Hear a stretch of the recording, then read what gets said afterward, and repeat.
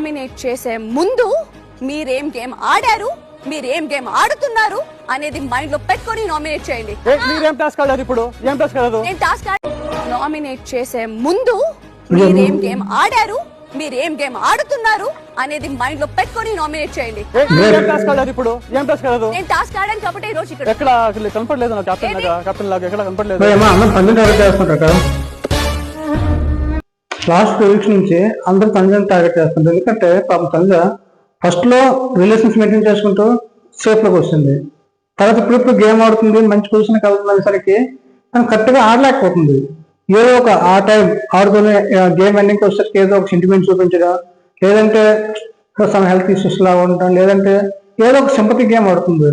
దానివల్ల అందరికి అదే టార్గెట్ అవుతుంది. తనుజ మీరు కరెక్ట్గా ఆడట్లేదు, ఏదో సింపతి చూపిస్తున్నారు, రిలేషన్ చూపిస్తున్నారు అని అందరికి టార్గెట్ చేస్తున్నారు. ఏదైనా లాస్ట్ 2 వీక్స్ మాత్రం తనుజని టార్గెట్ చేస్తున్నారు, తనుజ ప్రతి ఒక్కరు నామినేట్ చేస్తున్నారు. కానీ తనుజ మాత్రం చాలా స్టాండర్డ్ గా ఉంటుంది, గేమ్ కూడా బాగా ఆడుతుంది. ఎవరికి ఏ విధంగా రెస్పాండ్ అవ్వాలో ఆ విధంగా రెస్పాండ్ అవుతుంది. తనుజ కూడా బాగానే ఆడుతుంది. ఈ వారం నామినేషన్ కూడా తనుజని వేసినారు, చూద్దాం ఏమవుతుందో. కానీ పబ్లిక్ లో ఓటింగ్ మాత్రం తనుజకు మామూలు పోవట్లేదు.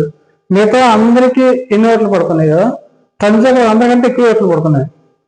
నామినేట్ చేస్తే కానీ ఎలిమినేట్ అయితే అవ్వదు. తనుజ లాస్ట్ ఫైనల్ వరకు ఉంటుంది, టాప్ 5 లో ఉంటుంది. పక్కాగా విన్ అయినా ఛాన్స్ ఉంది, విన్ అయినా అవ్వచ్చు. మీరేమనుకుంటున్నారో కమెంట్ చేయండి. ఇంకా మన ఛానల్ సబ్స్క్రైబ్ చేసుకున్నట్లయితే సబ్స్క్రైబ్ చేసుకోండి. Thank you.